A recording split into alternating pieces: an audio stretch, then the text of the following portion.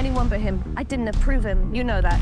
You are literally the last person on earth I want to see slap the shit out of you. I really could. And I'm open to that in a safer environment. You've been a ghost. No phone call, no text. It's not like I didn't want to apologize. You don't have to explain anything. It was just a flame. So how have you been? God, I hate that thumbs up stuff kind of stuff. The Fall Guy, or, their attempt to try to get stunts nominated for Oscars, which I still think should. All right, so The Fall Guy. So I remember, I forget what movie it was, but came out of it and saw this big, almost not really billboard, but it's like one of those it's like giant things you would see in the movie theater hallway. And I was like, okay, Ryan Gosling, Emily Blunt, director of Bullet Train, so David Leitch. Okay, let's see what you got here. And then come to find out that Fall Guy is actually based on, show back in the 80s, 70s, I believe, with Lee Majors. So I was kind of going okay, let's see what they do here. Let's see this. And, David Leitch, I've definitely enjoyed, Deadpool 2 and Atomic Blonde and then Bullet Train. And then he actually did co-direct it, John Wick. They just didn't give him credit because, Directors Guild has a bunch of stupid rules. But that's besides the point. So with this movie, I'm thinking, okay, I don't know what I'm getting into. And then, looking at the plot, it's Ryan Gosling plays a stunt man who, after a stunt gone wrong, he's kind of like, okay, I've retired, I'm done, but was working with the director of the movie, played by Emily Blunt, who he has a crush on. They actually had a flame thing going on. But then after the accident, he kind of he went away and then was called by the Emily Blunt's agent saying, hey, come back, let's do this movie. She's directing it, let's get back together. So he does, and then the agent says, hey, actually, we have an issue. And you're the star that you are, doubling for, who's played by Aaron Taylor Johnson, he's gone missing.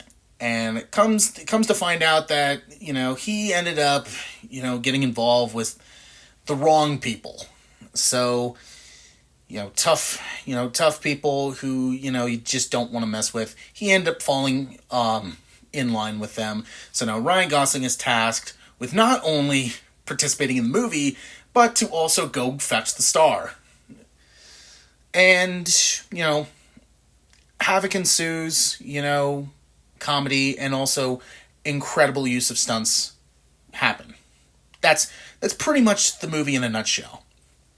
And I'll say this, I did enjoy this movie. I did enjoy it. Now, I thought Ryan Gosling and Emily Blunt definitely had chemistry there. I thought they were really good together. They actually were quite good together. It was quite cool to see. David Leitch, again, him being a stunt man, then stunt coordinator to director is just, great to see. It's the same thing with Chad Stahelski with John Wick. He was it was the same thing. He was a stunt coordinator and stunt performer turned director. That's great. I love that. I love the transition from that to director. Now, I would definitely say I enjoyed this movie. I really did. I thought it was funny. The chemistry between Gosling and Blunt were quite great. Leitch's direction I thought was great. The stunts I thought were absolutely fantastic. Now, issue I had is even though it's 2 hours long, it felt a little too long. And I thought its pacing was a little bit off.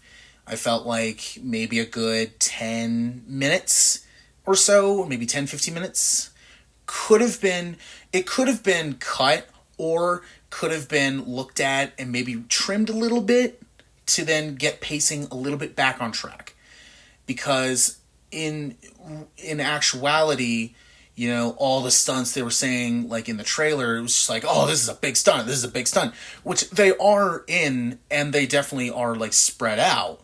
So you definitely are kept on edge and interest.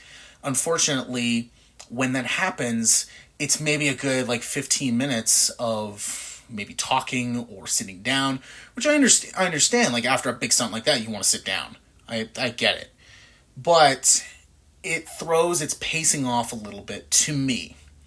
So, like I said, I kind of wish like the movie maybe like 10, I would say 10 minutes. Could have been cut or looked at and trimmed a little bit to then hopefully get the pacing back on track. And because there were times when I was going like, wow, that's an awesome stunt. That was really cool to see. And then I was like, all right, I'll wake up when they move on to something else. And it's not like I was just there to see the stunts. Like I wanted to see like how the story was going to play out, what was actually happening, and the mystery that was, that they were showing in front of my eyes. I was interested, not just because of the stunts. And I thought, the mystery, it was kind of like, okay, like that was cool. I like that. I've kind of seen that happen before, but, in something like this, I'm not looking for something absolutely groundbreaking. I get it. And it was cool to see. It was definitely cool to see. I've also liked how it's like Ryan Gosling has definitely taken a transition from being dramatic, and then after, I would say La La Land, he's definitely transitioned more into, more action, and because I do see him as an action guy. He does look the part, and him doing like stunts and stuff. Yeah, that's awesome. And I like when people take transitions into stuff from like comedy to horror, like Jordan Peele, or horror to comedy, or even dramatic into comedy. It's really cool. It shows their range. And the comedy in this, I saw it with a couple of friends of mine, and they were laughing at a lot. I was laughing at maybe half of what they were laughing at.